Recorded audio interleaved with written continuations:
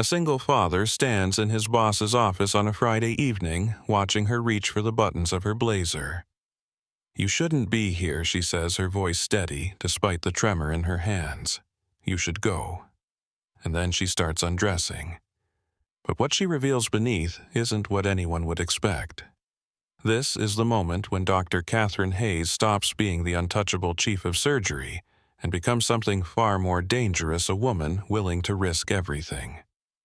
For 3 months, she's been hiding a secret that could save his career or destroy them both. And she has exactly 60 seconds to explain before an emergency page shatters everything and turns this story from conspiracy to crisis. Because sometimes the person undressing in front of you isn't offering their body. They're offering their truth. Comment below where you're watching from. This story starts now, but to understand how a chief of surgery ends up undressing in front of her employee, how a professional boundary becomes something else entirely, you have to go back. Back to the beginning. Back to a spring morning in Seattle when Catherine Hayes was still convinced she had her life under control. 18 months earlier.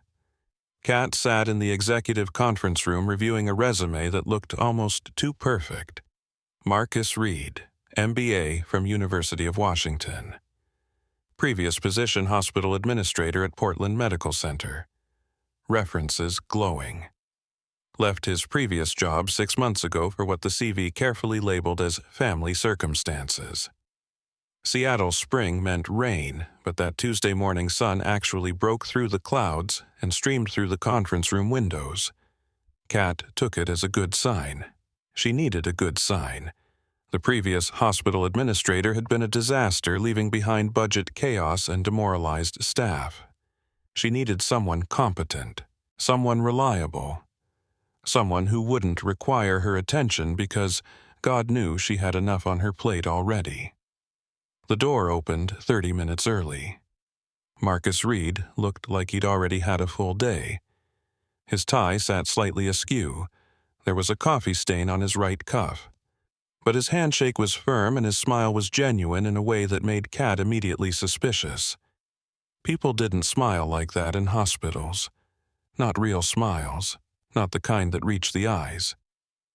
"You're early," Kat said, gesturing to the chair across from her. "I know. I'm sorry. I dropped my daughter at school this morning and there was a hamster situation." Kat's eyebrow raised a fraction of an inch. A hamster situation, Mr. Nibbles escaped. Emma's classroom has this ancient hamster who's basically a furry Houdini. The whole second grade was in chaos. Tiny humans screaming everywhere. Teacher having what I'd call a mild panic attack. I couldn't just leave. Kat expected him to look embarrassed. Expected the standard interview recovery, the pivot back to professionalism. Instead, Marcus pulled out his phone and showed her a photo. Him in a business suit on his hands and knees under a classroom desk, hamster cupped carefully in his hands, surrounded by a crowd of cheering 7-year-olds. Caught him behind the art supplies. Emma said it made me a hero. I figure that counts for something. For the first time in months, Kat felt the corner of her mouth twitch upward. Not quite a smile, but close. The interview proceeded normally after that. Kat asked about budget management and staff relations and crisis response protocols. Marcus answered with a combination of competence and humility that she found surprisingly refreshing. He didn't oversell himself, didn't make promises he couldn't keep, just laid out what he knew and admitted what he didn't. "Tell me why you left Portland Medical," Kat said. She watched his face change. The humor didn't disappear entirely, but something heavier settled beneath it. Something ancient and familiar. "My wife died, leukemia. Emma was 4. Portland had too many memories. Too many places where Rachel still existed in my head. Every restaurant we'd been to. Every park where we'd pushed Emma on the swings. Every street corner where I'd kissed her goodbye before work. Seattle felt like a chance to start over." Kat's fingers stilled on her notepad. She knew that particular weight in someone's voice. The weight of grief carried so long it becomes part of your skeletal structure. I'm sorry for your loss. Thank you, and before you ask, yes, I can handle the demands of the position. Yes, I have reliable childcare. Yes, I understand that being a single parent means I'll have to work twice as hard to prove myself. I'm ready for it. Kat studied him for a long moment, saw the determination in his jaw, saw the exhaustion around his eyes, saw a man who'd been through hell and come out the other side still trying. Actually, she said, I was going to ask if you could start Monday. The first month, Kat barely noticed Marcus beyond his competence. He fixed the budget mess his predecessor left behind. He remembered everyone's names within a week. He somehow convinced the surgical residents to actually show up to mandatory training sessions. He was good at his job in the quiet, unobtrusive way that let Kat focus on her own work. Then came the coffee incident. Kat arrived at the hospital at 5:30 on a Wednesday morning to find Marcus in the staff break room teaching the night shift nurses how to use an espresso machine that definitely hadn't been there the day before. This isn't your job, Kat said from the doorway. Marcus looked up completely unfazed by her chief of surgery voice. Neither is remembering everyone's birthday, or organizing the holiday party, or making sure the surgical residents eat actual meals. But it's the job that matters. He held out a latte. She took it. It was perfect. Over the following months, Kat started noticing things. The way Marcus stayed late to help with paperwork no one else wanted to touch. The way he deflected conflict with humor instead of ego. The way he treated janitors and surgeons with exactly the same level of respect. The way he brought homemade cookies to the night nurses who worked through holidays. She noticed and told herself noticing didn't mean anything. 3 months into his tenure, the pharmaceutical scandal broke. Meridian Pharmaceuticals approached Seattle Grace with what looked like a golden opportunity. Massive research grant. State-of-the-art equipment. Prestige. But Kat read the fine print.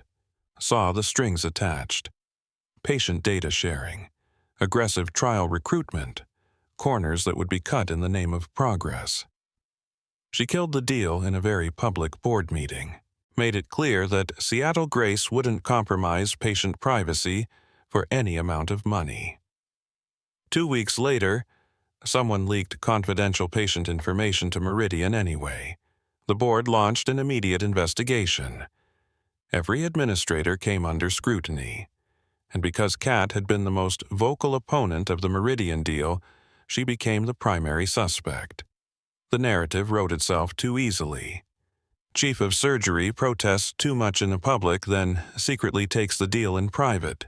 The hearing was brutal. 6 board members firing questions designed to trap her. Legal counsel taking notes on everything she said.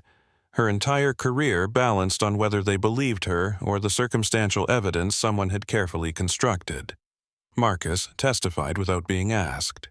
He stood in front of the board with a tablet full of data analysis and methodically destroyed their case against Kat. He showed them the digital footprint of the leak. Showed them it came from a terminal Kat had never accessed. Showed them the timing made it physically impossible for her to be responsible. Showed them that if they looked at who actually stood to gain from the Meridian partnership, Kat wasn't on that list. Dr. Hayes has the highest ethical standards of anyone I've worked with, Marcus said, and his voice carried absolute certainty. She killed this deal specifically to protect patient privacy. The idea that she would then turn around and leak data herself is absurd. If you're looking for your leak, look at the people who wanted the Meridian money. Dr. Hayes wasn't one of them. The board cleared her name 3 days later. Kat found Marcus in his office afterward staring at budget spreadsheets like nothing had happened. You didn't have to do that, she said. Yes, I did. It was the truth. You put your own job at risk. If the board had sided against me, you'd be associated with the disgraced chief of surgery. Marcus looked up at her, then really looked at her, and Kat felt something shift in her chest, something she immediately tried to ignore. "Some things are worth the risk," he said. Kat left his office before she could say something she'd regret. The hospital's mandatory family picnic happened 6 months into Marcus's tenure. Kat normally made an appearance and left as quickly as professionally acceptable. She hated these events, hated the forced cheerfulness, hated watching other people's functional families and feeling the absence of her own. She was standing near the dessert table, calculating her exit strategy, when a small blonde girl approached holding a dandelion like it was precious treasure. "Are you Daddy's boss?" Kat looked down. The girl couldn't be more than 7. Had Marcus's green eyes and a gap where her front tooth used to be. "I am. He says you're the smartest person he knows." The girl held out the dandelion with both hands. "Are you smart enough to make my mommy come back from heaven?" The question hit Kat like physical impact. She felt her throat close, felt the careful walls she'd built around herself start to crack. "I need to use the restroom," Kat managed and fled. She locked herself in the bathroom and cried for 15 minutes. Cried for this little girl who'd lost her mother. Cried for Marcus carrying that loss. Cried for the impossibility of fixing what's broken when death is involved. When she finally emerged, Marcus was waiting in the hallway. Emma played nearby, already distracted by other children. "I'm sorry," Marcus started. "She doesn't understand boundaries yet. Doesn't understand that you can't just ask people about their dead parents. She understands exactly what she's lost." Kat said, her voice still rough. "That's the problem." They stood in the hospital hallway, surrounded by the sounds of other people's happiness, and for a moment, Kat let herself see him. Really see him. Not just as an employee, not just as a competent administrator, but as a man who showed up to work early because his daughter's hamster escaped. A man who risked his career to tell the truth. A man who somehow still smiled like he meant it after everything he'd lost. She looked away before he could see too much in her eyes. That night, alone in her sterile downtown apartment, Kat opened a bottle of wine she wouldn't finish and stood at her window watching Seattle's lights reflect off the sound. She'd lived in this apartment for 3 years and never once had anyone over. The furniture was expensive and impersonal. There were no photos on the walls. Nothing that spoke of life outside the hospital. She thought about Marcus's question during his interview. About starting over. About what it means to leave a place where someone you loved still exists in memory. Kat's father had left when she was 7. No explanation.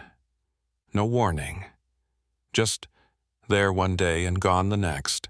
She came home from school to find her mother crying at the kitchen table, half her father's things already removed from the house. The message was clear. People leave. Her fiancé David had left when she was 25, 3 weeks before the wedding. "I love you, Kat," he'd said, "but I can't marry someone who loves her work more than me. You're going to be an incredible surgeon, but you're going to be alone." He was wrong about one thing. She didn't become an incredible surgeon. She became a terrified one. After that, Kat learned to leave first. Learned to push people away before they could hurt her. Learned to be cold and competent, and completely closed off because the alternative was too painful to imagine. Work didn't leave. Patients might die, but the work remained constant. She'd been alone for 12 years. Told herself it was because medicine was her life, because relationships were distractions, because she didn't need anyone. The truth was simpler and more terrible. She was scared. Months 7 through 12 passed in a blur of late nights and accidental intimacy. Marcus found Kat still in her office at 11 p.m. and brought Thai food because her assistant mentioned it was her favorite. Kat noticed Emma had a stomach flu and canceled her board meeting to sit with the girl in the break room, watching cartoons and teaching her gin rummy with coffee stirrers as chips. Marcus stayed late to help Kat prepare a board presentation while Emma did homework at his desk, occasionally interrupting with questions about fractions. They never talked about what was happening between them, never acknowledged the way their hands would brush when passing files, never mentioned how Marcus's eyes would track Kat across conference rooms, never discussed why Kat started wearing perfume to work for the first time in years. Emma asked Marcus one night if Dr. Hayes could be her new mommy. Marcus told her that wasn't how it worked, but lying in bed that night, he admitted to himself that he wished it was.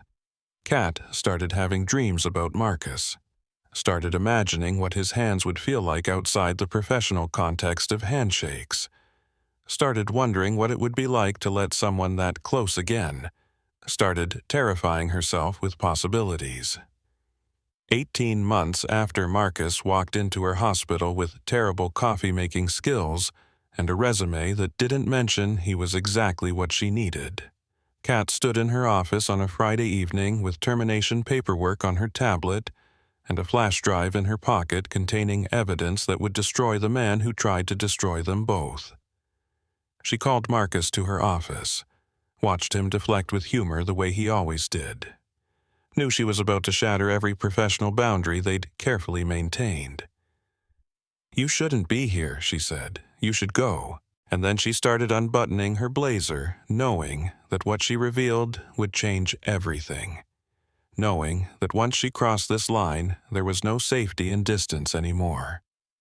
Knowing that she was choosing him, choosing to risk her heart for the first time in 13 years. The blazer fell open, revealing running clothes, and the truth she'd been hiding. But before she could finish explaining, before she could tell him everything about Victor Ashford and the embezzlement and the carefully constructed plan to save his career, her phone exploded with the specific rhythm that meant emergency. She pulled it out, read the message, felt the blood drain from her face. "It's Emma," she whispered. "She's in our ER." The flash drive slipped from Kat's fingers and clattered across the floor.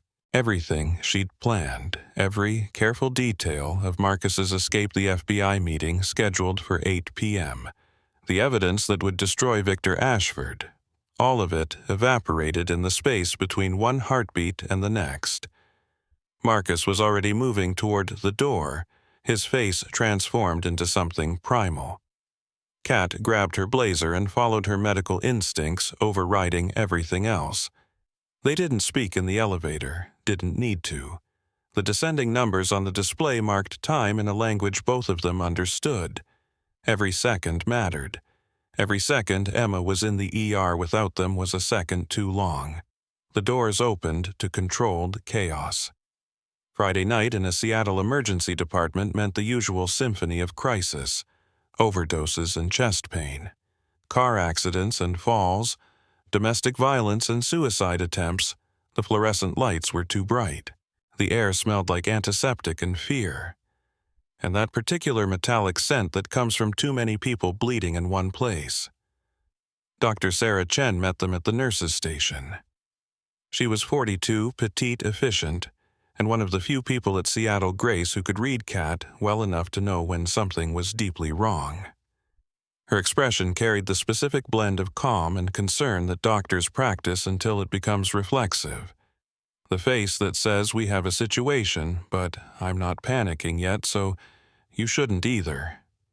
Marcus. Dr. Hayes. Sarah acknowledged them both without questioning why the chief of surgery had arrived alongside a hospital administrator for what should have been a standard pediatric case. "Emma's in exam room 4. She's stable." "What happened?" Marcus's voice was steady, but Kat could see his hands shaking at his sides, could see the way his shoulders had gone rigid with the effort of not running past Sarah to find his daughter, Mrs. Patterson, brought her in about an hour ago. Emma complained of severe headaches at school today. The teacher sent a note home. This evening she collapsed at Mrs. Patterson's house. She was conscious when she arrived, but she's been experiencing some disorientation, and we've noticed some concerning neurological symptoms.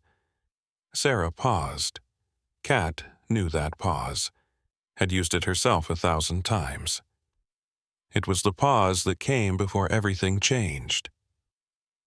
"We need to run more tests," Sarah finished. Marcus pushed past her without waiting for permission. Kat followed her mind, already racing through differential diagnoses with the cold efficiency of too many years in medicine. Severe headaches in a 7-year-old, sudden collapse, disorientation.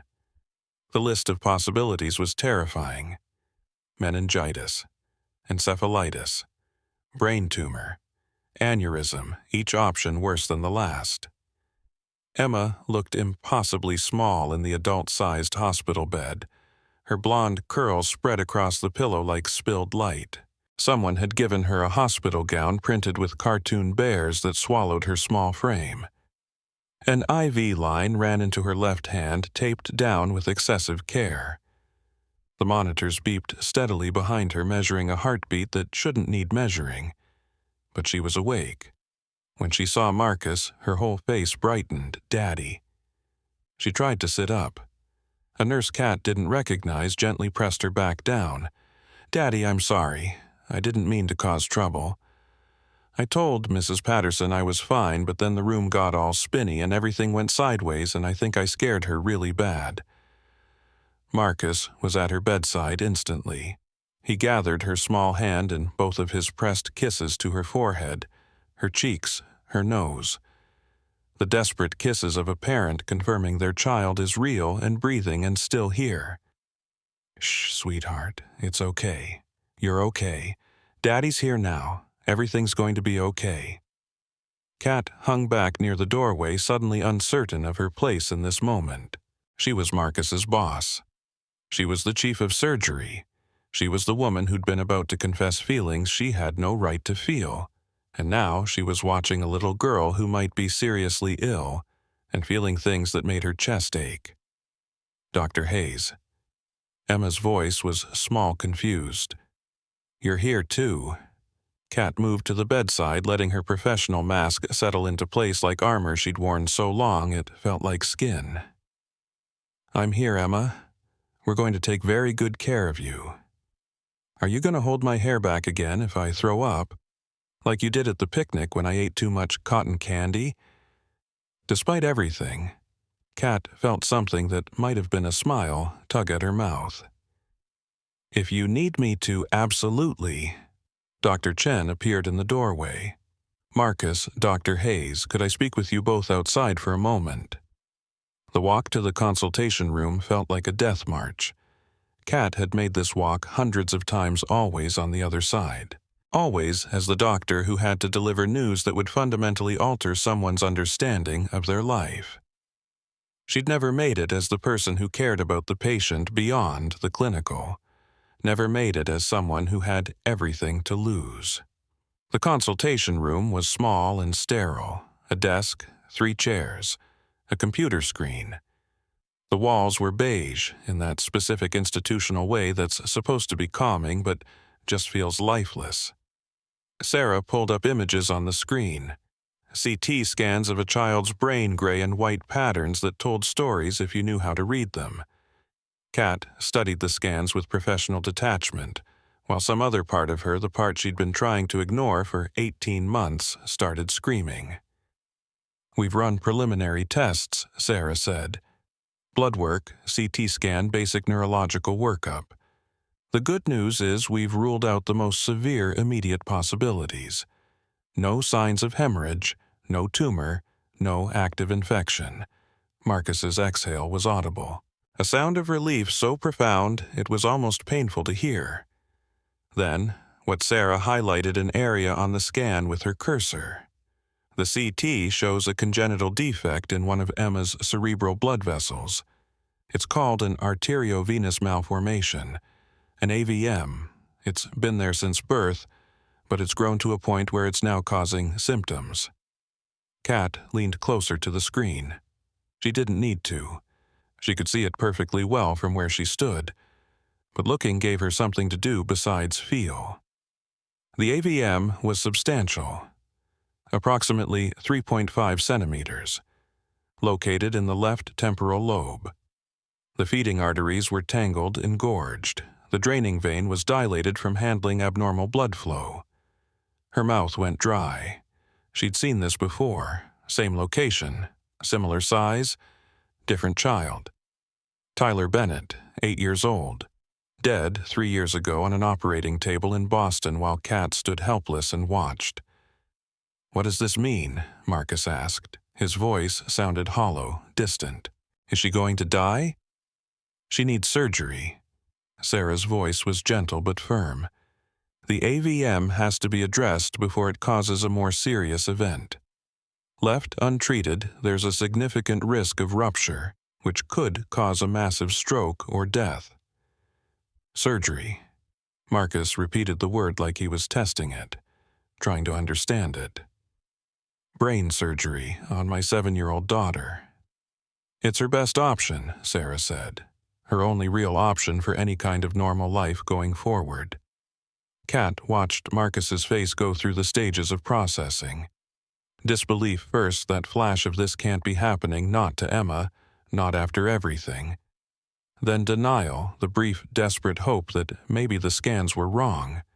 Then anger, directed nowhere and everywhere. Then fear, raw and visceral. And finally something that looked almost like determination settling over his features. "Who's the best?" Marcus turned to look at Kat for the first time since they'd entered the room. "I don't care about cost or wait times or insurance networks or logistics. Who is the absolute best neurosurgeon for pediatric AVM resection?" Sarah and Kat exchanged a look. The kind of look that passes between doctors when they both know something the patient doesn't. "You're looking at her," Sarah said quietly. Marcus's head snapped toward Kat. What? Kat kept her voice carefully neutral. Kept her hands still at her sides, even though they wanted to shake. "I did my fellowship in pediatric neurosurgery at Johns Hopkins. Before I transitioned to administration and general surgery, oversight AVMs were my specialty. I published 12 papers on the subject. I developed a surgical technique that reduced complications by 40%. Why didn't you tell me there was something in Marcus's voice now? Not quite accusation, not quite hurt, something in between. Because I haven't operated in 3 years. The words tasted like failure. Like the truth she'd been running from for so long she'd almost forgotten she was running. After a patient, a little boy, 8 years old. Kat stopped. The memory was still sharp enough to draw blood. I couldn't risk it anymore. The responsibility. The fear of making a mistake that costs a life. I stepped back. Told myself administration was where I could do the most good. Overseeing others. Making systemic changes. Implementing protocols. She forced herself to meet Marcus's eyes. But the truth is I was terrified. I'm still terrified. "So you're saying you could save my daughter, but you won't." Marcus stood up from his chair. Slowly, like a man who'd been hit hard enough to forget how his body works. "You're saying you have the skills, the training, the experience to save her life, but you're too scared to try." The silence in the room was devastating. "I'm saying I don't know if I trust myself anymore." Kat heard her voice crack around the edges.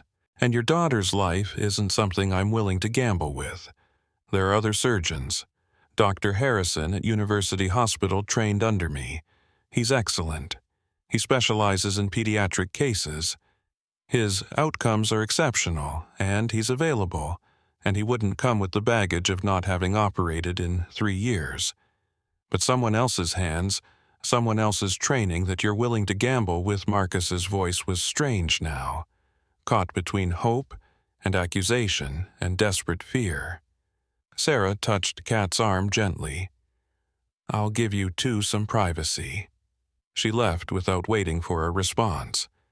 Kat and Marcus stood in the consultation room surrounded by the humming computer and the fluorescent lights and images of Emma's brain on the screen, showing the malformation that could kill her. Marcus spoke first. "Kat, I have spent the last 18 months watching you. I've seen you face down board members who tried to intimidate you with their credentials and their money and their connections. I've seen you advocate for patients that everyone else had given up on. Patients the insurance companies rejected, and the other doctors said were too risky, and the families had lost hope for. I've seen you fight pharmaceutical companies who tried to buy your ethics. I've seen you stare down ego-driven surgeons twice your age who thought they could make you back down. He stepped closer. Kat didn't move away. I've seen you hold my daughter's hand while she cried for her mother. Seen you tell her stories that made her laugh when she was sick and scared. Seen you teach her card games with coffee stirrers like it was the most important thing in your world at that moment.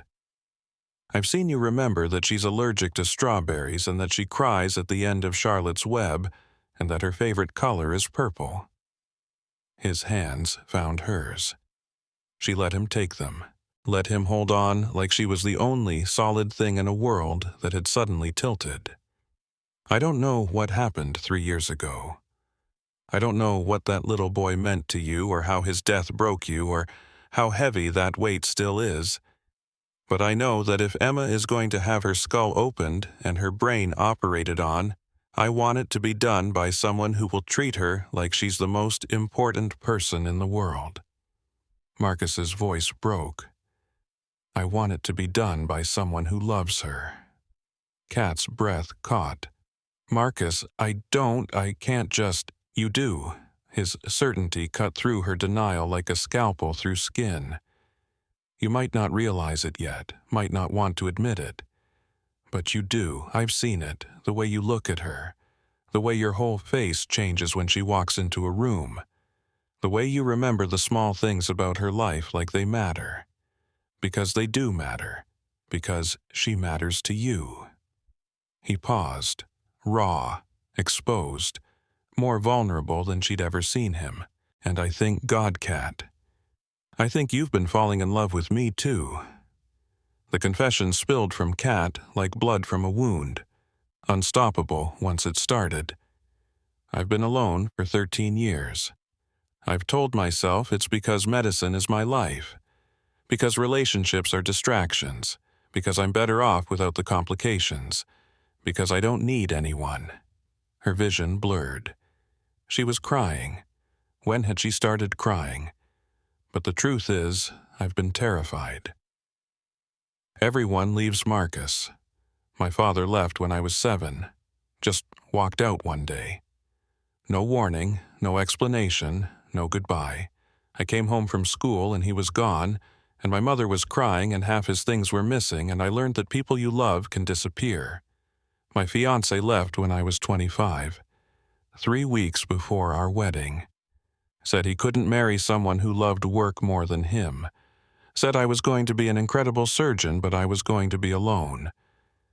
The tears were coming faster now. Kat didn't try to stop them. So I learned to leave first. I learned to push people away before they could hurt me. I learned to be cold and competent and completely closed off, because feeling things meant risking pain, and I'd already had enough pain to last a lifetime. And then you walked into my hospital. With your terrible coffee, and your dad jokes, and your hamster rescue stories, and your absolute refusal to treat me like some untouchable authority figure. And Emma, with her dandelions, and her questions about heaven, and her belief that wishing on birthday candles actually works. Kat pressed her hand against her chest, against a heart that was beating too fast, too hard. And I felt something. For the first time in 13 years, I felt something real. Something that scared me more than any surgery ever could. Marcus lifted their joined hands, pressed a kiss to her knuckles. Soft, reverent. Then we make sure we don't lose her. We throw everything we have at this, every resource, every prayer. Every ounce of skill and love and desperate hope we've been trying to pretend doesn't exist. And we fight for her together. Kat looked at him, this man who'd already lost his wife, who carried grief like a second skeleton, who was still choosing hope when despair would have been so much easier. Together she repeated. He kissed her then. Not the kiss she'd sometimes imagined in her weakest moments. Not passionate or consuming, just soft, a promise, a beginning, together. They were walking back toward Emma's room when Kat stopped suddenly in the middle of the hallway. The flash drive. Marcus looked at her blankly for a moment, his mind still on Emma, and then reality crashed back. Victor Ashford, the embezzlement evidence. The FBI meeting they were supposed to be at right now. We need to get that to the FBI tonight. Kat pulled out her phone. Or everything we've worked for. Everything you've sacrificed. It's all for nothing. Ashford will destroy you tomorrow morning at that board meeting. Marcus caught her wrist. No. Kat stared at him. What do you mean, no? I mean Emma's surgery is more important than Ashford. More important than my job or my reputation or any of it. If I have to choose between making sure that flash drive gets delivered and being with my daughter, there's no choice. Marcus, if we don't act tonight, if we miss this window, you could be arrested. You could lose everything. I already lost everything once. His voice was firm, certain. When Rachel died, I learned what actually matters. And it's not career or reputation or what the board thinks of me. It's that little girl in room 4 who needs her father, who needs you to save her life. Kat looked at him for a long moment. Then she made a decision. Okay, but I'm not letting Ashford win either. She dialed a number she'd been calling for 3 months. The FBI agent answered on the second ring. Agent Cooper, this is Dr. Catherine Hayes. I need you to send someone to pick up evidence from my office immediately. There's been a family emergency. I can't make our meeting tonight. Dr. Hayes, if you wait until tomorrow, we can coordinate your statement. Get protection in place for both you and Mr. Reid. We can do this properly. I can't wait. Kat hesitated. Looked at Marcus. Finished, my family needs me. Everything you need is on that drive. Start the investigation without me. I'll give my statement when I can. She hung up before Agent Cooper could argue. Marcus was staring at her. You just called us your family. Kat took his hand again. This time, she didn't let go. I did, and I meant it. 3 months ago, I decided you were worth fighting for. That hasn't changed, not because of Ashford, not because of fear, not because of anything. They walked back into Emma's room together. Emma was asleep now, sedation finally pulling her under. The monitors beeped steadily. Her small chest rose and fell with mechanical regularity. Kat and Marcus took up positions on either side of her bed, holding her hands, forming a triangle of connection. Outside, night settled over Seattle. Rain started again, gentle against the windows.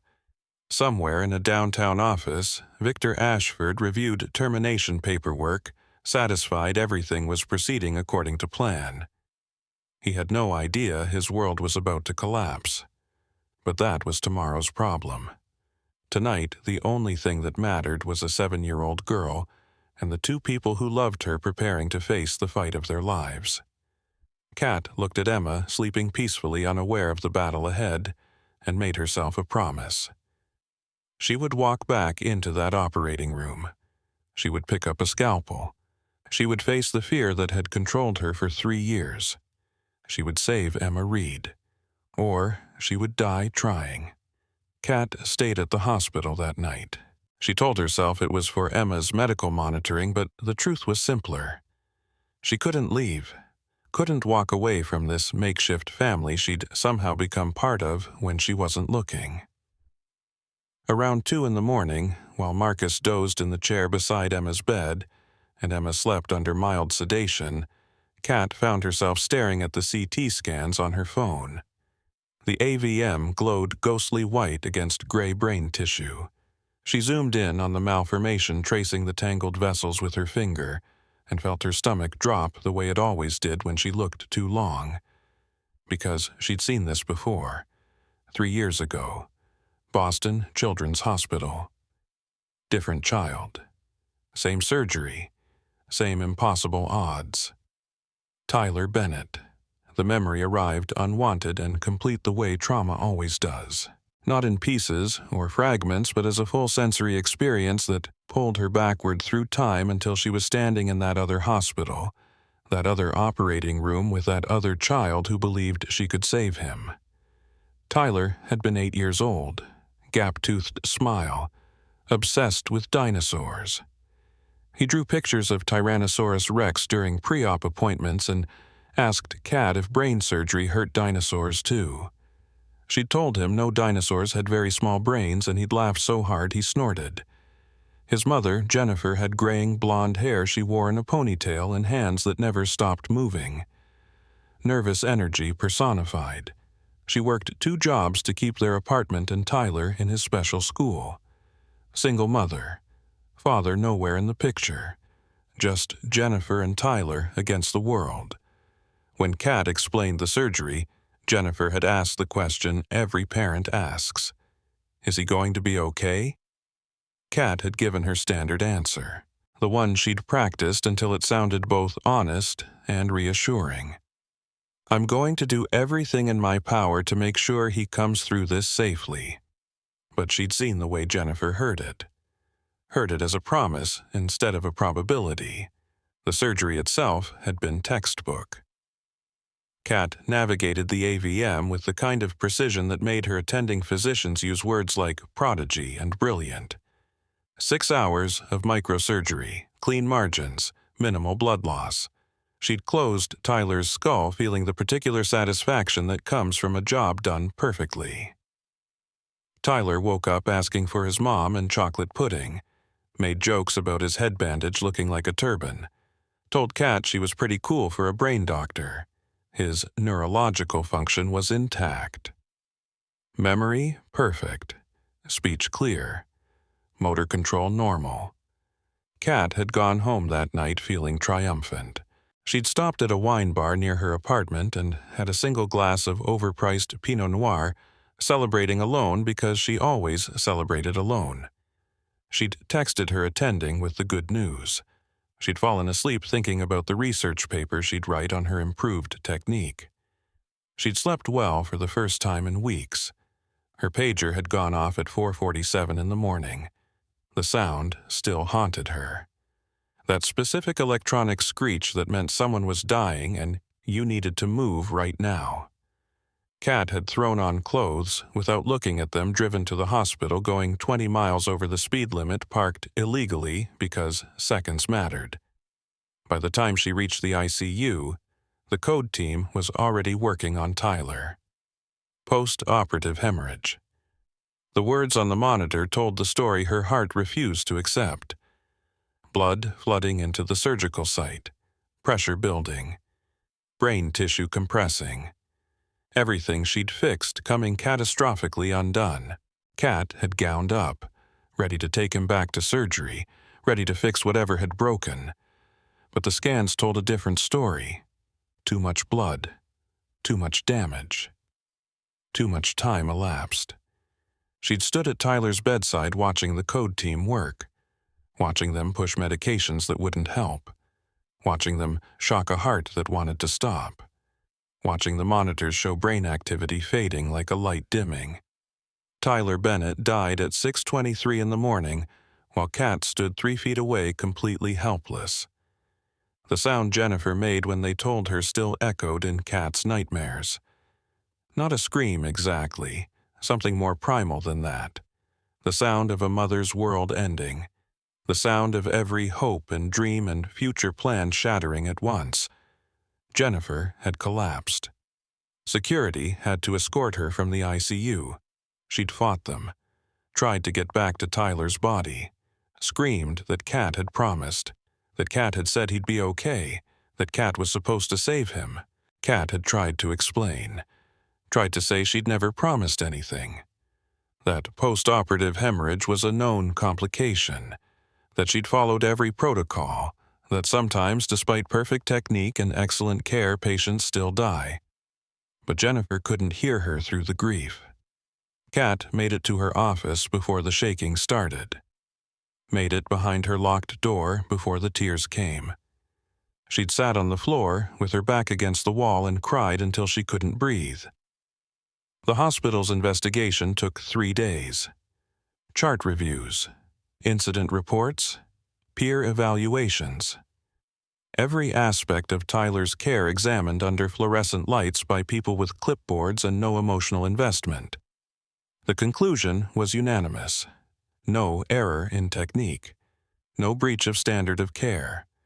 Post-operative hemorrhage was a rare but known complication. Dr. Hayes had done nothing wrong. Medically, she was blameless. Morally, she'd failed a promise she had no right to make.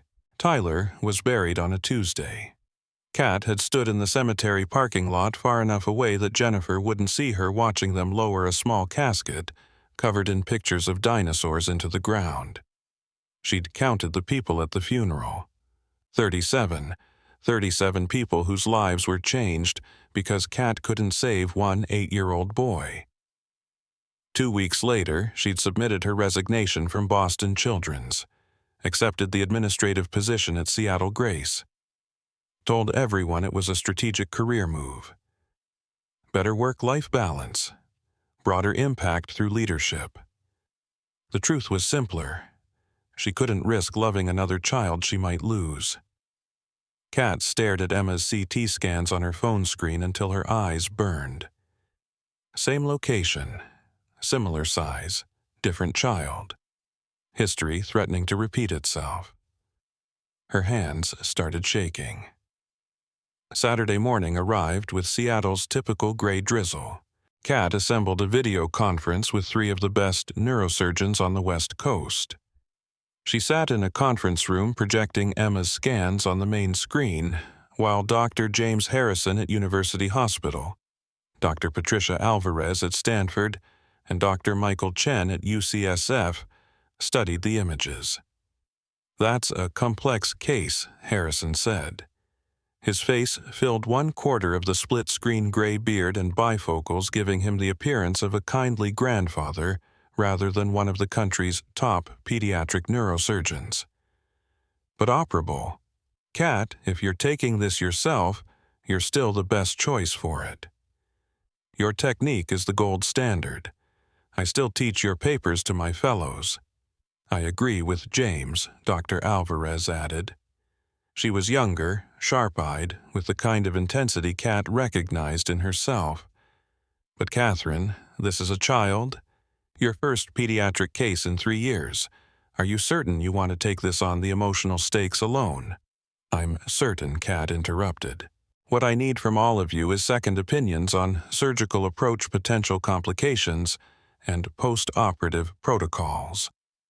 They spent 2 hours dissecting Emma's case, discussing the optimal angle of approach, debating whether to take the AVM in 1 stage or 2, reviewing techniques for managing feeding arteries. Kat took notes, asked questions, challenged their assumptions the way she used to before. Fear made her forget she knew how to do this. Harrison asked the question none of them wanted to address. Kat, I have to ask, this child's father, there's a personal relationship there. There is, then maybe you shouldn't be the surgeon. Conflict of interest. Too much emotional investment. One wrong move and you lose not just a patient but your entire future. One wrong move and I lose them anyway. Kat met his eyes through the screen. I'm doing this, James. I'm doing this because I'm Emma's best chance. But I need to know if you were in my position, what would you do differently? Harrison was quiet for a long moment. His expression softened. I'd pray, he said finally. And then I'd operate exactly the way you taught me to. The simulation lab occupied an entire floor of Seattle Grace's research wing. High-end mannequins with realistic tissue properties, virtual reality systems that could recreate any surgical scenario. Kat had approved the budget for this facility 2 years ago, never imagining she'd use it herself. She spent 6 hours that Saturday practicing on a synthetic model of Emma's AVM. The first run-through was a disaster. She nicked a feeding artery that would have caused catastrophic hemorrhage in a real patient. The second run, she was too cautious, taking so long that blood loss would have been fatal. The third time, she overcorrected and damaged healthy brain tissue. By the fourth practice surgery, her hands remembered, muscle memory awakening after 3 years of sleep. The fifth attempt was smooth. The sixth was confident. The seventh time through, she completed the entire procedure with textbook precision. Dr. Chen found her at 4 in the afternoon, still in the simulation lab running through the surgery for the 9th time. "Kat, you need to eat, you need rest. I need to not kill Emma Reid on Tuesday." "You won't." Sarah sat down beside the simulation console. "But you will if you're exhausted and shaking from low blood sugar." They ended up in the hospital cafeteria, trays of food neither of them wanted. Kat pushed pasta around her plate, watching the sauce congeal, thinking about steady hands and controlled hemorrhage and the fine line between life and death that she'd have to walk in 3 days. "Tell me about Tyler Bennett," Sarah said.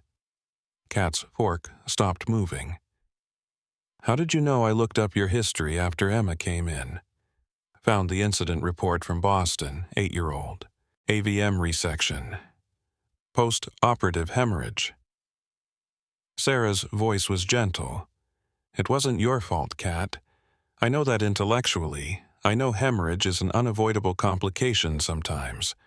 I know I followed every protocol. I know all the things I'm supposed to tell myself." Kat set down her fork. "But when I close my eyes, I see his mother's face. I hear her screaming that I promised, that I swore he'd be okay." "Did you promise?" Kat thought back. Tried to remember her exact words to Jennifer. "I said the surgery went beautifully. I said Tyler did great. I didn't explicitly promise he'd survive, but she heard it that way, and I let her hear it that way because I was confident, because I believed I could save him, because I'd been doing this long enough that I'd started to feel invincible. And when he died, I realized I'd been playing God, making promises I had no right to make, believing that skill and training could overcome biology and chance. Tyler's death reminded me I'm not in control. No matter how perfectly I operate, no matter how excellent my technique, sometimes people still die." Sarah reached across the table and took Kat's hand. "And you couldn't live with that. I couldn't risk loving another patient I might lose. So I stopped operating. Told myself I was still helping people through administration, still making a difference by improving systems and protocols and outcomes at a hospital level." She met Sarah's eyes. "But really, I was just hiding. And now I'm about to do the scariest thing I've ever done. I'm going to operate on a child I love, whose father I'm in love with, knowing that if I fail, I lose everything, knowing that if she dies on that table, it will destroy me, knowing that I might not survive that kind of loss again." "Then don't fail," Sarah said simply. Sunday morning brought Victor Ashford to Emma's hospital room. Marcus was alone. Kat had gone to a surgical team meeting. Emma was sleeping peacefully under mild sedation. Marcus sat beside her bed reading a book he wasn't processing, just turning pages at random intervals when Ashford knocked softly on the doorframe. "Marcus, I heard about Emma." Ashford's voice carried perfect concern, calculated sympathy. "I'm so sorry. I wanted to come personally to tell you we're postponing the board review of your position indefinitely. Family comes first." Marcus studied him. The expensive suit, the silver hair perfectly styled, the smile that didn't reach his eyes. He thought about the evidence Kat had compiled, thought about the years of embezzlement, thought about how close Ashford had come to destroying both their careers. "Thank you, Victor. And listen, I've been thinking." Ashford moved further into the room, lowering his voice like he was sharing a confidence. "Perhaps we were too hasty about those performance concerns. Maybe after Emma recovers, we can discuss a different path forward for you here." increased responsibilities, better compensation, a fresh start.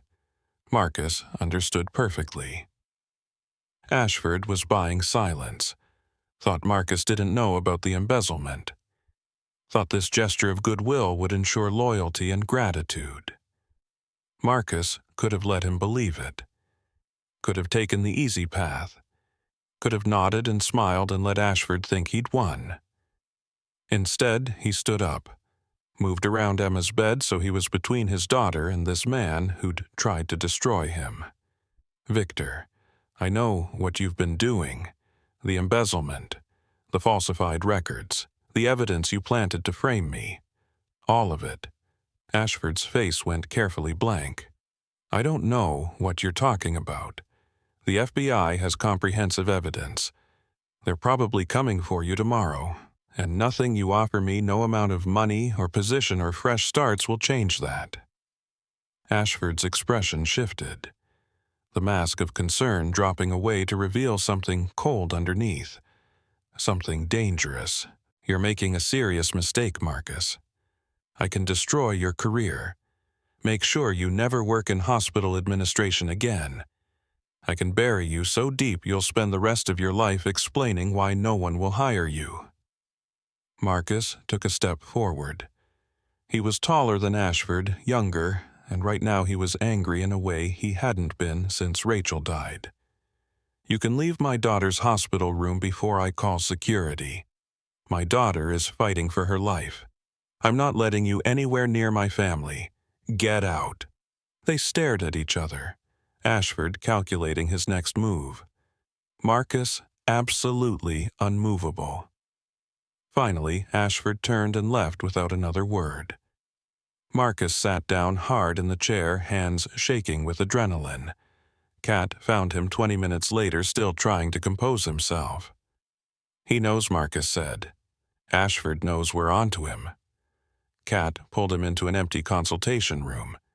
Did he threaten you? He tried.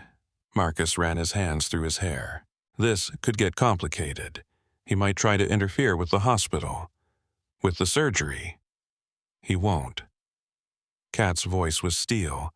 I'll handle Ashford. You handle Emma. That's the deal. Monday evening settled over Seattle. Grace like a held breath. Emma's preoperative tests were complete. Surgery was scheduled for 7 the next morning. Everything was ready except the people involved. Kat sat on the edge of Emma's bed, watching the little girl draw pictures of what she imagined her brain looked like. Purple and pink swirls with glitter markers because Emma believed everything important should sparkle. Do you think it's pink inside? Emma asked, not looking up from her drawing. Or more red, Daddy says it's gray, but that seems boring. I think, Kat said carefully, that the most amazing things are often the colors we don't expect. Emma set down her markers, looked at Kat with Marcus's green eyes and something older than 7 years. Doctor, Hayes, do you understand what's happening tomorrow? You're going to fix the bad thing in my brain so I don't get headaches anymore. That's right, but Emma, I need you to know it's going to be scary. When you wake up, you might feel confused. Sick, your head will hurt. All of that is normal.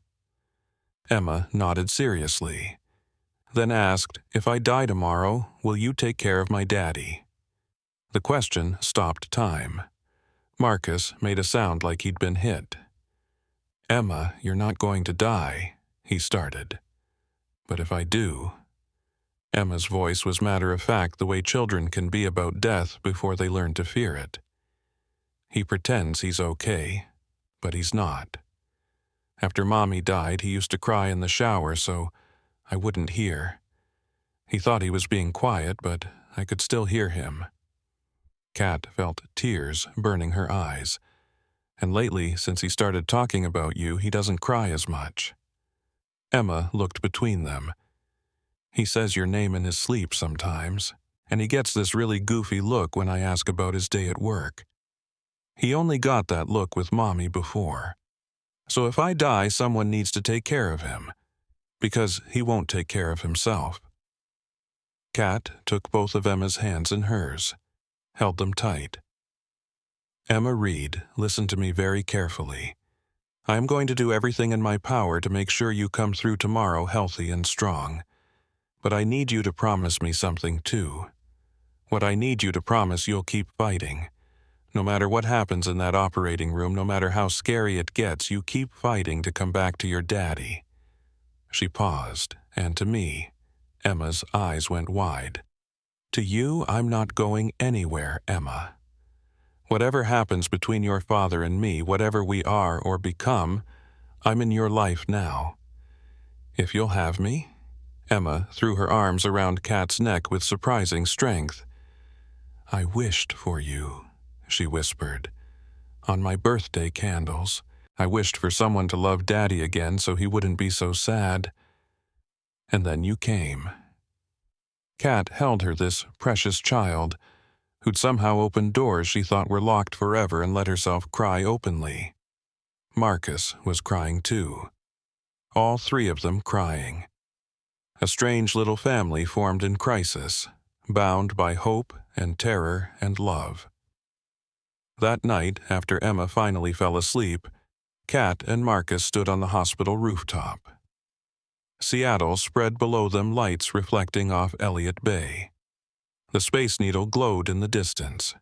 Rain threatened, but hadn't started yet. Tomorrow, Marcus began. Tomorrow, I save your daughter. Kat interrupted. And then we figure out what comes next. Together. Together, Marcus echoed. They kissed under the Seattle sky, tasting salt and hope and fear. Tomorrow, everything would change. Tomorrow, Kat would walk back into an operating room for the first time in 3 years. Tomorrow, she'd pick up a scalpel and cut into the brain of a child she loved. Tomorrow, she'd face the thing that terrified her most. But tonight, standing on this rooftop, with this man who'd taught her that vulnerability wasn't weakness, she allowed herself to be scared and in love and completely human. Tomorrow would take care of itself. Tonight was for gathering courage. Tuesday morning arrived with the kind of stillness that precedes storms. Kat hadn't slept. She'd spent the night in her on-call room, running through the surgery in her mind, visualizing every step until she could perform it with her eyes closed.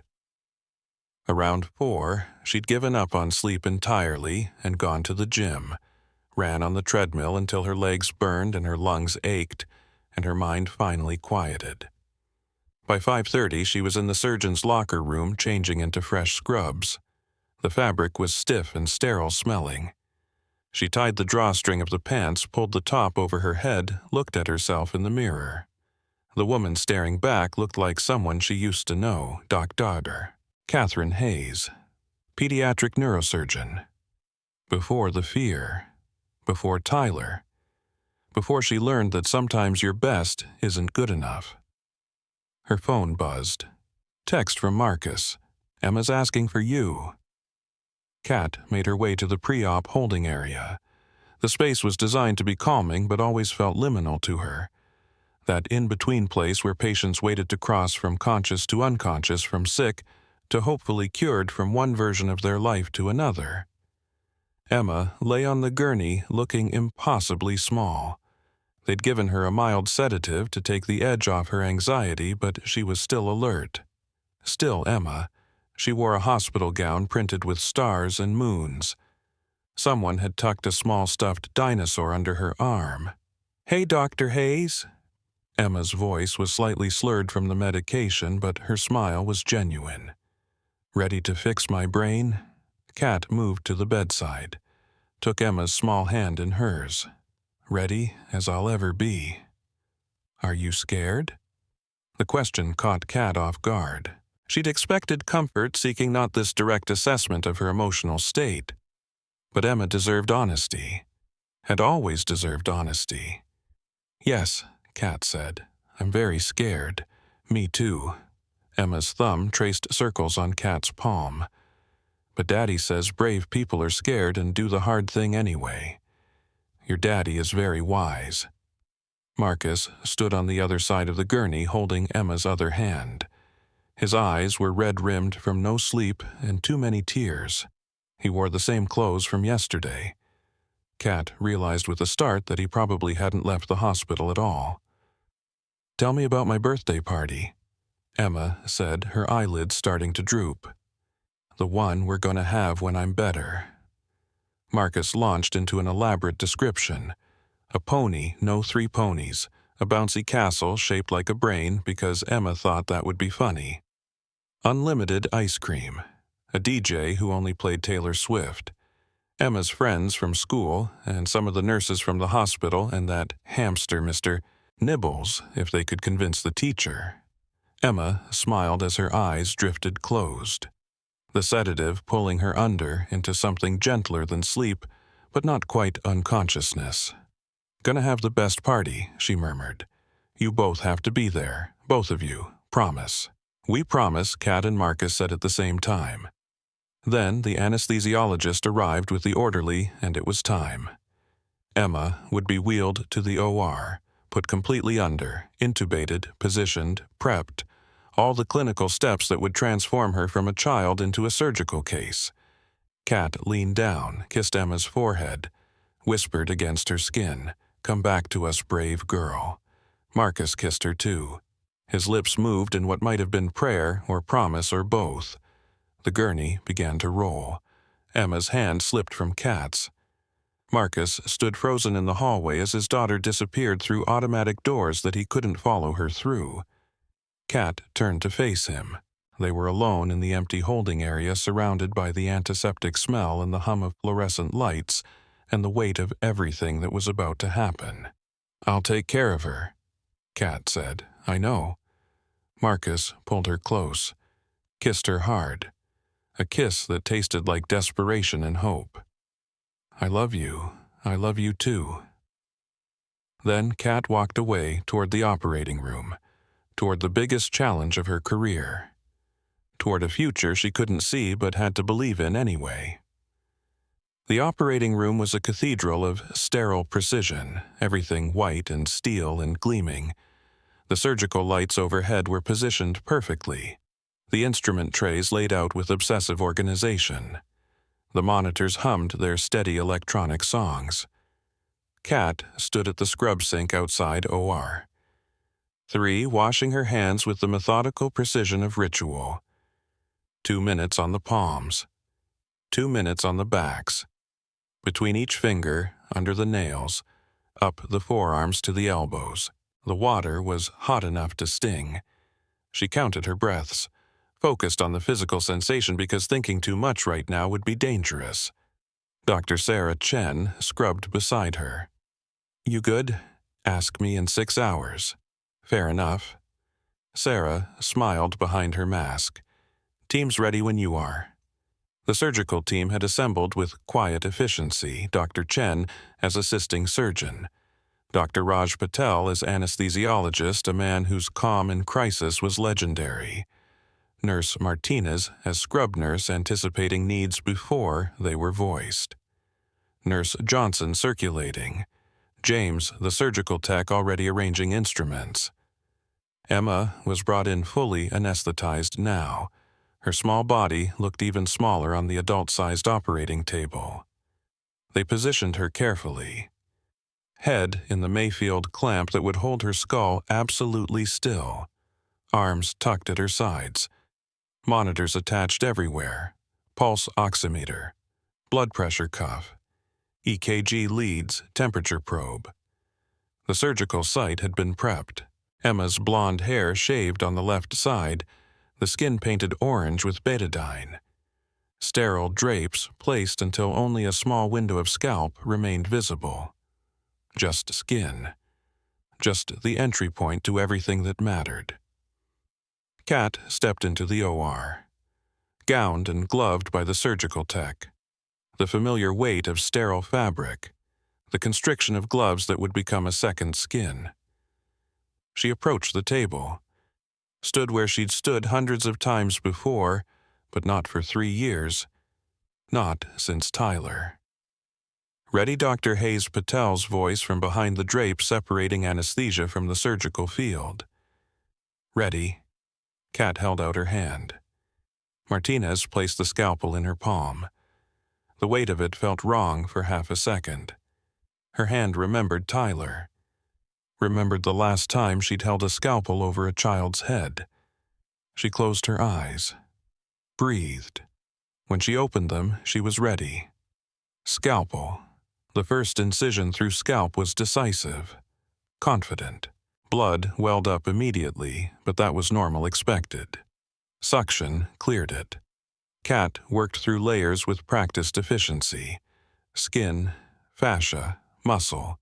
Each layer peeled back and held with retractors until the white of bone appeared. She marked the craniotomy site, a rough circle about 3 inches in diameter. The bone that would need to come away to access Emma's brain. Bovie. The cautery tool sealed bleeding vessels with small controlled burns.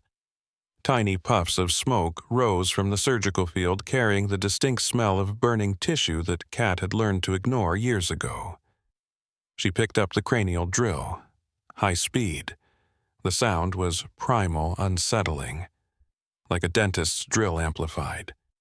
Kat applied steady pressure cutting through bone with the same focus she'd practiced in the simulation lab, creating a bone flap that could be replaced later. 15 minutes of careful drilling. Then she was lifting away a piece of Emma's skull, holding it carefully, handing it to Johnson, who would store it in antibiotic solution. Beneath the bone, the duramater. The brain's protective covering, thick, pale, glistening. Kat cut through it carefully with microscissors revealing the surface of Emma's brain. Gray-pink. Alive. Pulsing slightly with each heartbeat. Beautiful and terrifying in its fragility. There.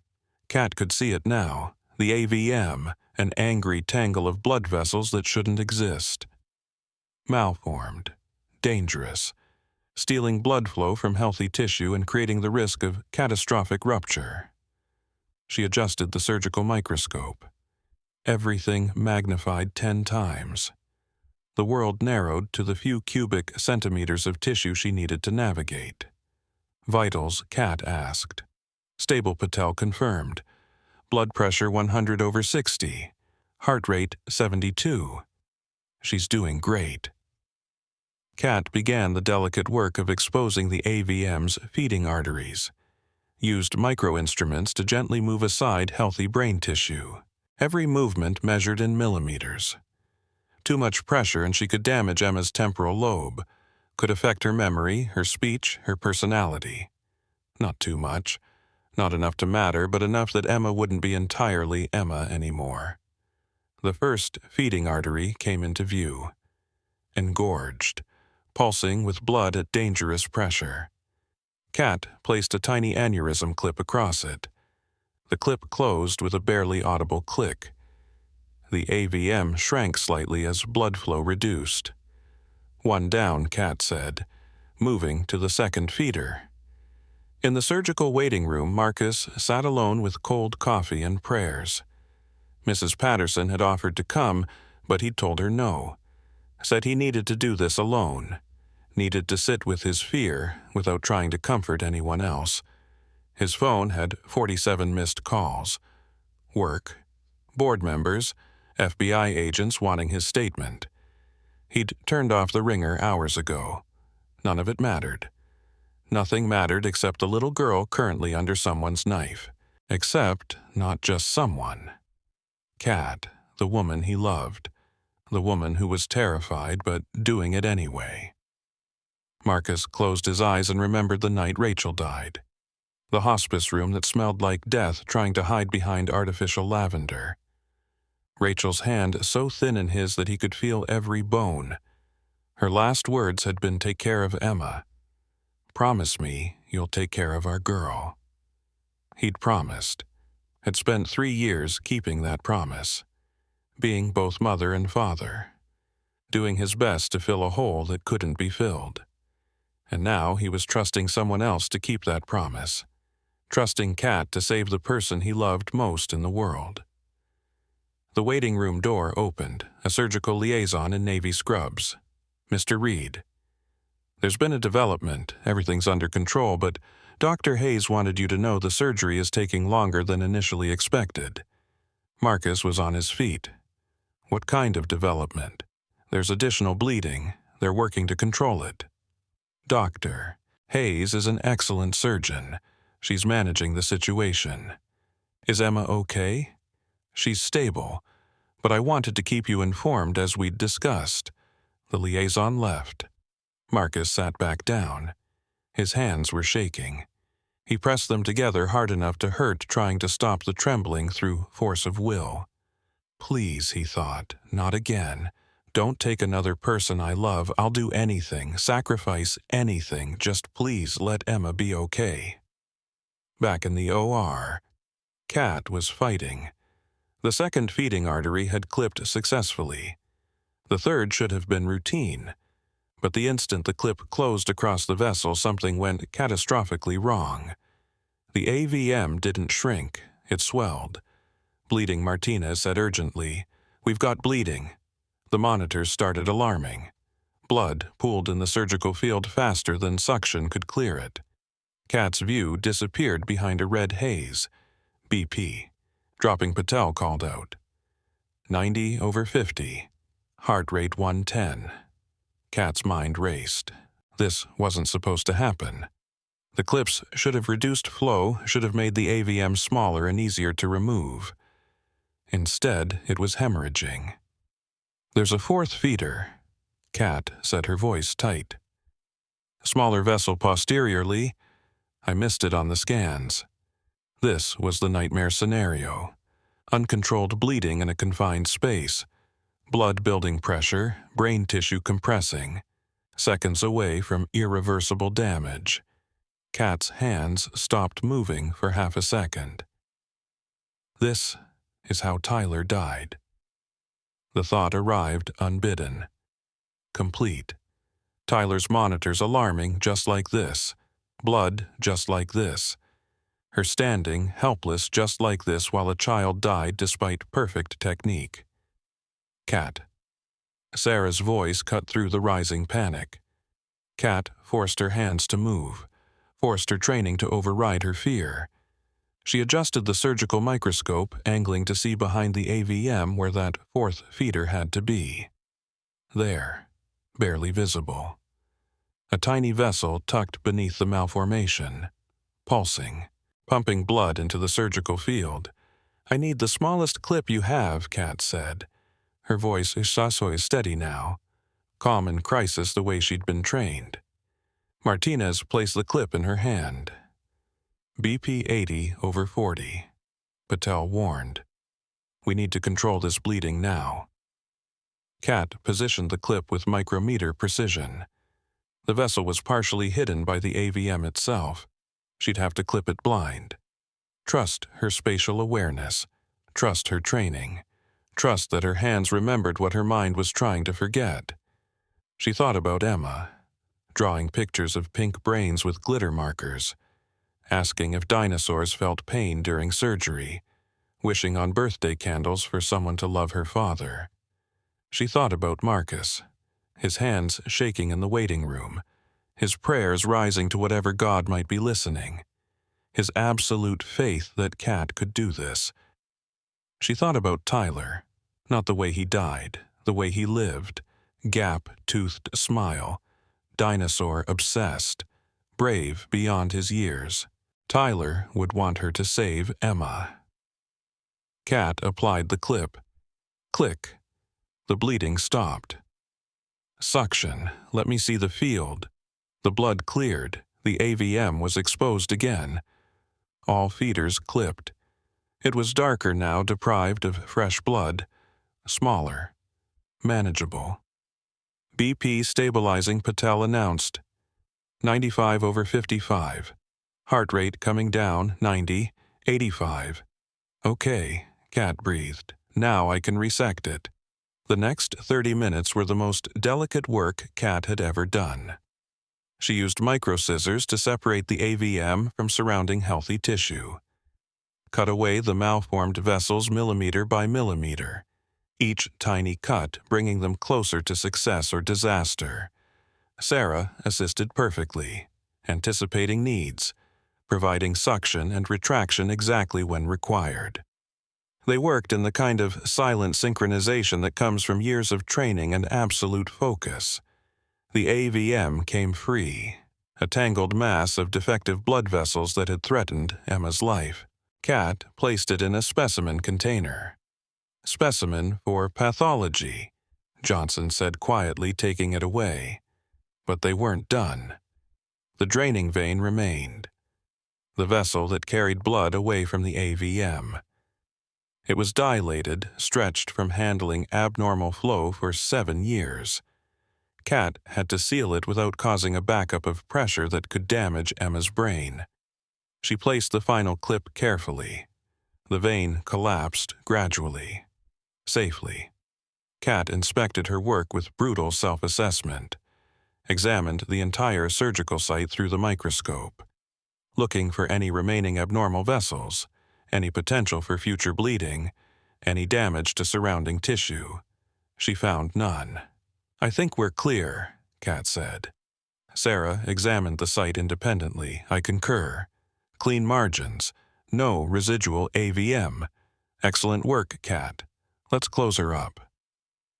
The rest was routine but still required absolute precision. Suturing the dura back together, replacing the bone flap and securing it with titanium mini-plates, closing the muscle and fascia in layers. Finally, the skin sutured carefully to minimize scarring. By 1:15, Emma Reid's surgery was complete. Total time, Patel announced. 6 hours, 17 minutes. Anesthesia is being reduced now. She should wake in recovery. Kat stepped back from the table, pulled off her gloves. Her hands were shaking now that it was over, the adrenaline that had sustained her for 6 hours suddenly draining away. She'd done it. She'd operated. She'd saved Emma. She'd saved Emma. The weight of it hit all at once. Kat gripped the edge of the instrument table, breathing hard. Sarah's hand landed on her shoulder. "You did it, Kat. She's okay. You brought her through. We brought her through." "No." Sarah's voice was firm. "That fourth feeder. Finding it mid-hemorrhage. That's why you're one of the best. That's why Marcus was right to trust you." Kat looked at Emma, still unconscious. Ventilator breathing for her, but alive. Brain intact. Future possible. "Let's get her to recovery," Kat said. Marcus was on his feet the instant he saw Kat emerge through the surgical suite doors. She was still in her scrubs, surgical cap pushed back, mask pulled down. Her face was exhausted, but there was something in her eyes. "She's stable," Kat said. Marcus's knees buckled. Kat caught him, supported his weight as sobs racked his body, great, heaving cries that came from somewhere deep and primal. "She's okay. My baby's okay. Your baby is amazing." Kat was crying too, she realized. Tears streaming down her face. She's strong and resilient, and she's going to wake up demanding ice cream and asking when she can go back to school. They held each other in the surgical waiting area, Kat in her bloody scrubs, Marcus in clothes he'd been wearing for 2 days. Neither of them caring who saw or what anyone thought. "Thank you," Marcus whispered against her hair. "Thank you for being brave enough to try. Thank you for trusting me." They stood like that until Kat's pager went off. Recovery calling. Emma was being moved to the ICU. "Come on," Kat said. "Let's go see your daughter." The ICU was quieter than the ER, more controlled. Each patient in their own glass-fronted room with dedicated nurses and enough monitoring equipment to track every heartbeat, every breath, every sign that life was continuing or failing. Emma looked impossibly small in the ICU bed, ventilator tube still in place, head wrapped in white bandages, IV lines running clear fluids and medications. but the monitors showed steady vital signs. Strong heartbeat, good oxygen saturation, brain activity normal. Kat checked the readings with professional thoroughness. Everything looked exactly as it should. No signs of hemorrhage, no increased intracranial pressure, no complications. "She's perfect," Kat said. "We'll keep her sedated for a few more hours, let the anesthesia wear off gradually. But she should wake up this evening." Marcus stood at Emma's bedside holding her small hand. Just holding it. Like he needed the physical contact to believe she was real. Somewhere in Seattle, FBI agents were executing a warrant for Victor Ashford's arrest. The board was in emergency session. The hospital was in controlled chaos. But none of that touched this room, this moment, this small family gathered around a little girl who'd survived. Kat pulled up a chair on the other side of Emma's bed. She should have left, should have gone to debrief with the surgical team, should have started the post-operative paperwork, should have done any number of things that her position as chief of surgery required. Instead, she stayed, sat across from Marcus with Emma between them. And for the first time in 3 years, Kat let herself believe that maybe she could do this. Could be a surgeon again. Could love people who might be taken away. Could risk her heart on things that weren't guaranteed. Emma's monitors beeped steadily. A heartbeat. A life. A second chance. And in that ICU room, Kat Hayes finally forgave herself for Tyler Bennett. She couldn't save everyone, but she'd saved this one, and that was enough. Emma woke up 11 hours later. Kat was doing her third neurological check of the evening when those green eyes fluttered open. The ventilator had been removed 2 hours earlier. Emma breathing on her own now. The ICU lights were dimmed for night. Marcus had finally fallen asleep in the chair beside the bed, exhausted beyond what willpower could overcome. Dr. Hayes' Emma's voice was scratchy from intubation, barely above a whisper. Kat was at her side immediately. "Hey, sweetheart, welcome back. Did you fix my brain?" The question was so perfectly Emma that Kat felt tears threatening again. She'd cried more in the past 3 days than in the previous 3 years combined. "I did my best. How do you feel, Fuzzy?" Emma blinked slowly, trying to orient herself. "Like when Daddy lets me stay up too late watching movies and everything gets kind of swimmy." "That's the medications. They'll wear off." Kat pulled out her penlight, checked Emma's pupils. They constricted normally, both sides equal. "Can you tell me your name, Emma?" "Catherine Reid." "Named after you?" "Well, the Catherine part is after you." Mommy picked Emma. Kat's hand stilled. "I didn't know that. Daddy told me. Said you were the smartest person he ever met, so Mommy wanted me to have a smart name too." Marcus stirred in his chair at the sound of voices. Came awake with the guilty confusion of someone who didn't mean to sleep. His eyes found Emma immediately alert and talking, and his face transformed. "Emma, baby. Hi, Daddy." Emma tried to smile. It was lopsided weak, but genuine. "You look terrible." "Did you sleep at all?" Marcus was at her bedside, taking her hand carefully, avoiding the IV line. He kissed her forehead, her cheeks, her nose, cataloging that she was real and whole and here. "I'm sleeping now that you're awake." Kat stepped back, giving them space, but Emma's other hand reached for her. "Don't go. I'm not going anywhere." Emma looked between them. Her father and the woman who'd saved her life, and even drugged and exhausted. She was perceptive enough to see what had changed. "Are you guys together now?" "Like together?" Kat and Marcus exchanged a glance.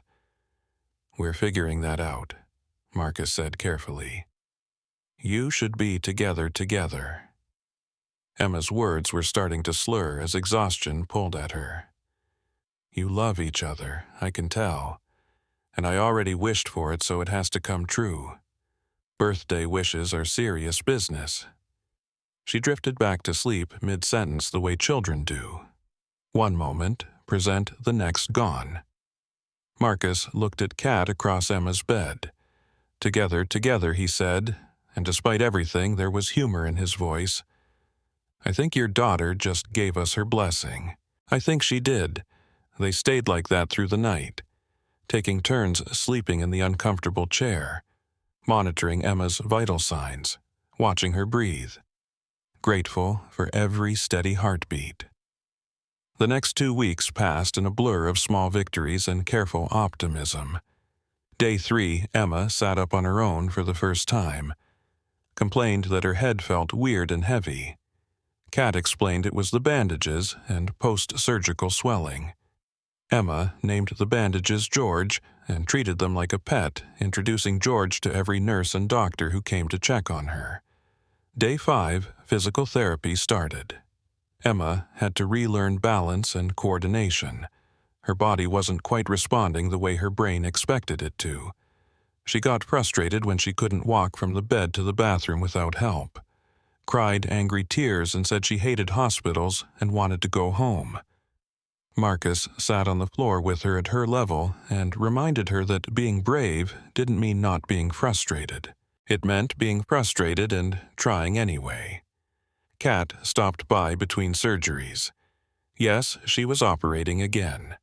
3 more pediatric cases in the 2 weeks since Emma's surgery. A tumor resection, a shunt placement, another AVM smaller than Emma's but no less terrifying. Each surgery was a little easier. Each time she picked up a scalpel, her hands remembered a little more. Day 7. Emma took her first steps post-surgery. Wobbly and uncertain, holding Marcus's hands for support, but she made it from the bed to the door. 10 steps. Marcus recorded it on his phone, crying the entire time. Kat watched from the doorway. This little girl who'd somehow become hers without her noticing the transition. This family she'd stumbled into while running from her own fear. Day 10 brought cognitive assessments, speech pathology, memory tests, problem-solving exercises. Emma passed everything. Her personality was intact, her sense of humor undamaged. She was still the same clever, funny, impossibly brave little girl she'd been before. She's made a remarkable recovery, the neuropsychologist told Kat. No deficits that I can measure. You did exceptional work, Dr. Hayes. We got lucky, Kat said. Luck is what happens when skill meets preparation. You were ready when Emma needed you. Day 14 was discharge day. Emma was dressed in her own clothes for the first time in 2 weeks. Purple leggings with stars, an oversized sweatshirt that said, "Nevertheless, she persisted." Her head was still bandaged, but she decorated the bandages with stickers. Unicorns and rainbows and one sticker that just said brave. Kat reviewed discharge instructions with Marcus. Emma would need to take it easy for 6 weeks. No running, no playground equipment, no contact sports, medications for pain and seizure prevention. Follow-up appointments scheduled weekly for the first month. She'll need someone monitoring her closely, Kat said.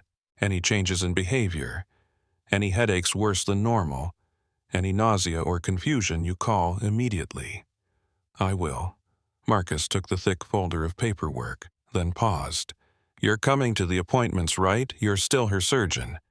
I'm coming to every single one. Good. Emma appeared in the doorway, backpack over her shoulder. Because I only want you to check my brain. You fixed it. You get to keep checking that it stays fixed. That's not how it works. Sweetie, Marcus started. That's exactly how it works. Kat interrupted. I'm your surgeon, Emma. That means I'm responsible for making sure you heal properly. So, yes, I'll be at every appointment. Marcus's phone buzzed. He glanced at the screen, and his expression shifted. He showed Kat the notification. Victor Ashford. Indicted on 47 counts of embezzlement and fraud. The headline came with a photo of Ashford in handcuffs being led from the hospital by FBI agents. The article detailed years of financial manipulation, millions stolen, multiple employees framed, a conspiracy that reached into the hospital board itself. The board had already contacted Marcus. Official apology delivered by certified letter. Offer of reinstatement with a promotion to senior vice president. Substantial raise. Request for his help rebuilding financial oversight systems. He was considering it. Wanted to talk to Kat first. "What do you want to do?" Kat asked. "I want to be where you are, where Emma is." Marcus slipped his phone back in his pocket. "Everything else is just details. Then stay. Help fix what Ashford broke." Kat touched his hand. "We'll figure out the rest as we go." Emma was watching them with the observant intensity that children have when they sense something important happening. "You guys are definitely together now," she announced. "I can tell." 3 months later, Kat had moved into Marcus's house without either of them officially discussing it. Her clothes appeared in his closet, her toothbrush in his bathroom, her coffee mug in his kitchen. It happened gradually, naturally, like everything else between them. The house was a modest split level in Ballard. 3 bedrooms. A backyard with an old maple tree perfect for climbing. Nothing fancy, but it was home in a way Kat's sterile downtown apartment had never been. She was sitting on the back porch one late afternoon in early autumn, grading surgical resident evaluations, when Emma approached with the solemn determination of a child on a mission. "Kat, can I ask you something?" Kat set down her tablet. "Always, I've been thinking." Emma climbed onto Kat's lap, something she'd started doing recently. Casual affection that still made Kat's chest tight with unfamiliar emotion. "And I've decided you should marry my daddy." Kat managed not to choke on her iced tea. "Oh, you've decided that, yes. Because you love him, and he loves you, and I love both of you. And that's what families do. They get married and live together and argue about whose turn it is to do dishes." "Those are very good points." Kat smoothed Emma's hair carefully, avoiding the healing surgical scar. "Does your father know about this plan I made him practice?" Emma pulled a crumpled piece of paper from her pocket. "He wrote a whole speech and everything. But he's too scared to give it, so I'm doing it for him." "Emma." Marcus's voice came from inside the house, a mix of mortification and affection. "We talked about this. I was going to ask her myself." "You were taking too long?" Emma crossed her arms. "I've been waiting forever, and I'm 8 now. 8-year-olds don't have time to waste." Marcus appeared in the doorway. His hair was messy, like he'd been running his hands through it. There was flour on his shirt from making dinner. He looked tired and happy and absolutely terrified. "I had a plan," he said to Kat. "A whole romantic thing. Dinner reservation. Speech prepared. Ring hidden in my sock drawer for 2 weeks." Kat looked at him. This man who'd taught her that vulnerability wasn't weakness, who'd trusted her with his daughter's life, who'd somehow convinced her that love was worth the risk of loss. "Yes," she said. Marcus froze. "Yes? Yes, I'll marry you. Yes, I'll be Emma's." Kat paused, looked at the little girl still sitting in her lap. "What do you want me to be, sweetheart?" "Stepmom, bonus mom." "Something else, just mom," Emma said immediately. "If that's okay, I'll never forget my first mommy. She was amazing. But she told me once that hearts can get bigger to fit more love. And my heart is really, really big now." Kat gathered Emma close, pressed her face into blonde hair that smelled like strawberry shampoo and childhood. "Mom, it is." Marcus was down on one knee now, pulling a ring box from his pocket. "I had this whole speech about how you saved Emma's life and my life, about how falling in love with you was the bravest thing I've ever done, about how I can't imagine spending another day without you." It was a really good speech, Emma confirmed. He practiced in front of the mirror like 50 times. But I think Emma said it better than I could. Marcus opened the ring box. A simple diamond flanked by 2 small emeralds. Emma's birthstone. We love you. We want you to be ours. Will you? Kat looked at the ring, at Emma's hopeful face, at Marcus's eyes full of love and promise. I already am, she said. The wedding took place 6 months later on a mild spring day that felt like a gift from Seattle's typically temperamental weather gods. The ceremony was in Seattle Grace's Memorial Garden, the same place where Emma had once presented Kat with a dandelion and asked if she was smart enough to bring people back from heaven. Small gathering, 50 guests, close friends and colleagues who'd watched their story unfold. The surgical team who'd helped save Emma, Mrs. Patterson wiping away tears, Dr. Sarah Chen as Kat's maid of honor. Emma was flower girl and ring bearer and self-appointed wedding coordinator. She wore a purple dress with enough sparkle to be visible from space and had opinions about every detail. The music, the flowers, the placement of chairs, whether the cake should be chocolate or vanilla. They'd compromised on marble. The processional music started. Kat walked down the aisle alone. No one to give her away because she was giving herself. Choosing this, choosing them. Choosing a future she'd been too scared to imagine a year ago. Marcus waited at the altar with Emma beside him, holding the rings on a small cushion. He was crying before Kat was halfway down the aisle. She was crying too. They'd written their own vows. Marcus went first, his voice shaking but steady enough.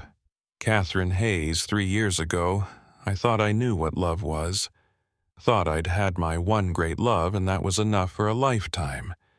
Then I met you, and you taught me that hearts are more resilient than we think.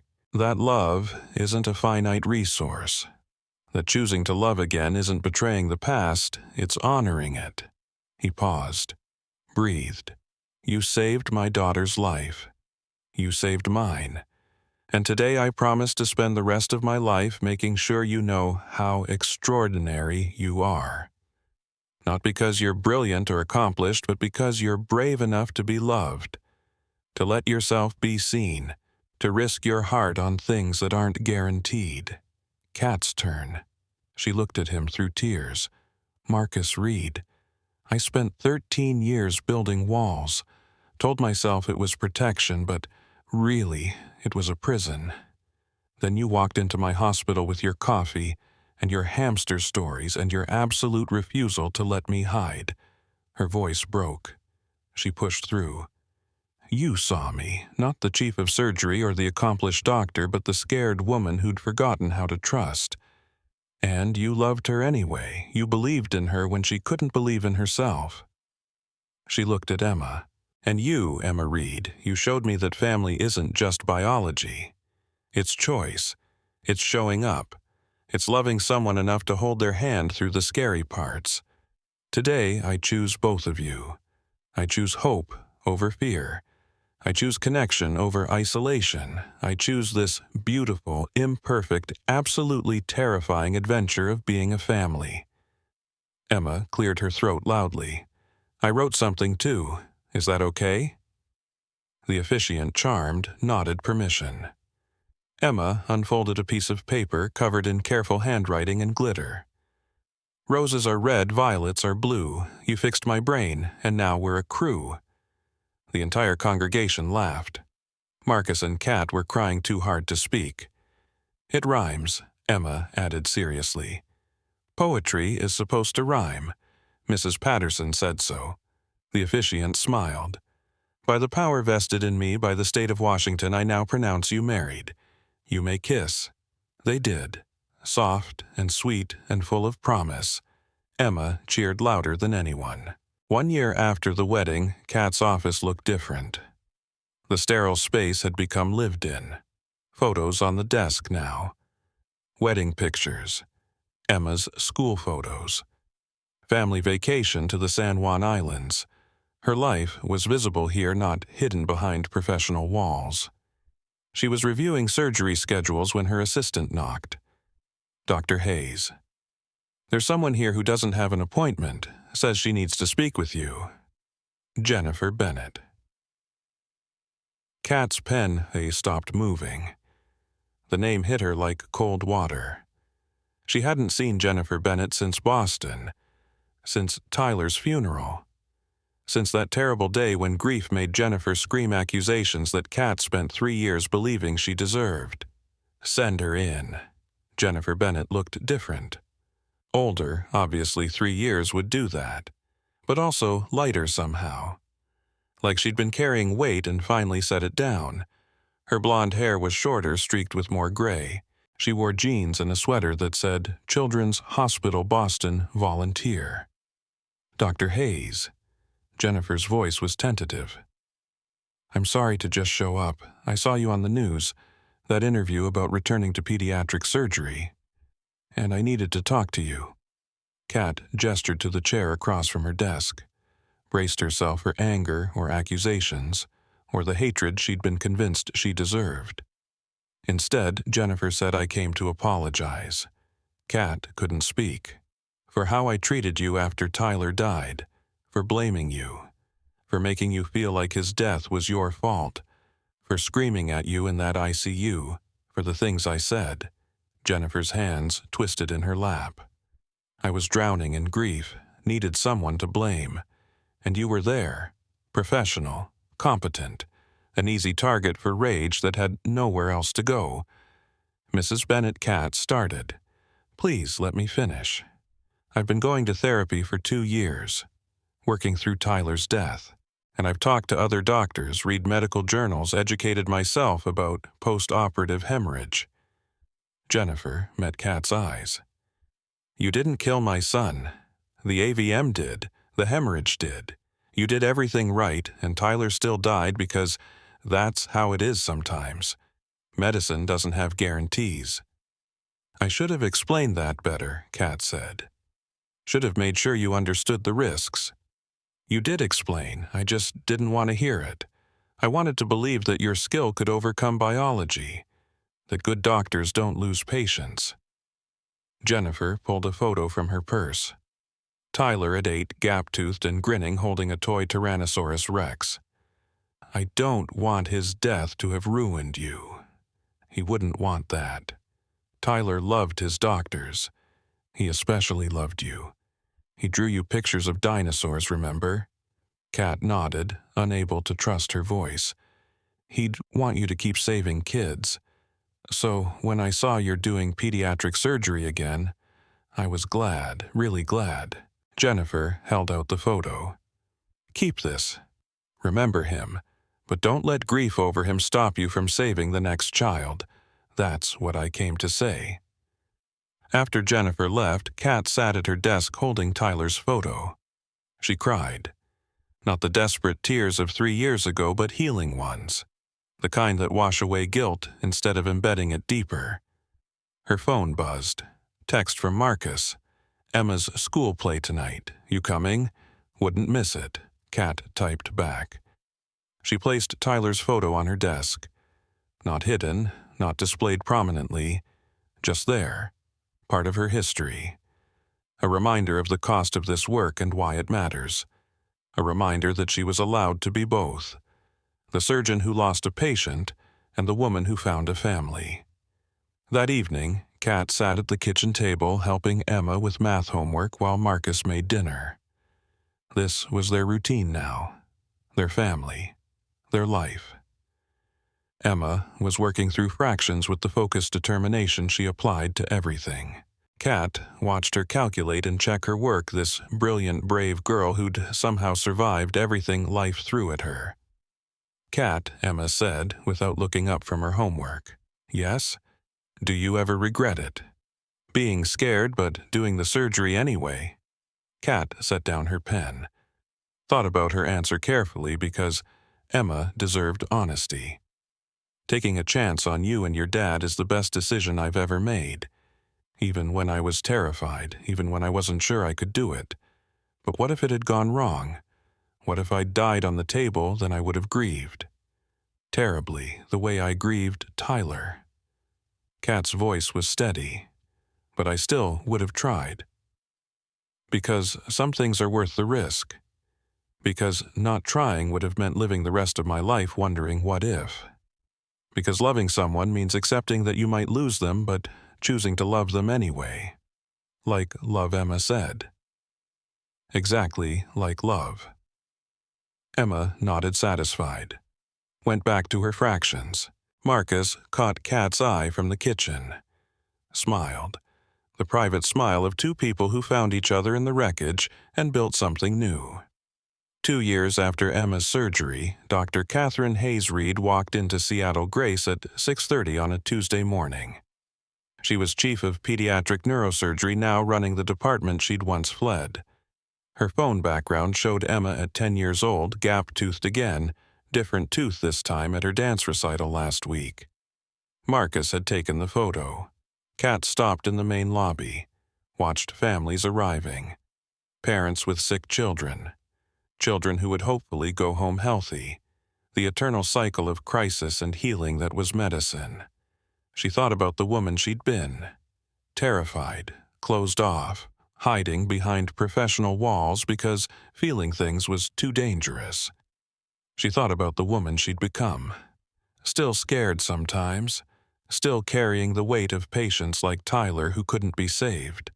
But no longer hiding. No longer convinced that isolation was safety. She thought about Emma and Marcus, about the family waiting for her at home, about learning that love didn't make you weak, it made you strong enough to face things you couldn't face alone. Her pager went off. Emergency consult, 6-year-old with suspected AVM. Kat headed toward the ER, toward another child who needed saving. Toward the work she'd been terrified to do and couldn't imagine not doing. Because sometimes the most terrifying moments of our lives lead us exactly where we need to be. Sometimes the walls we build to protect ourselves are actually prison cells. Sometimes the bravest thing we can do is let someone matter.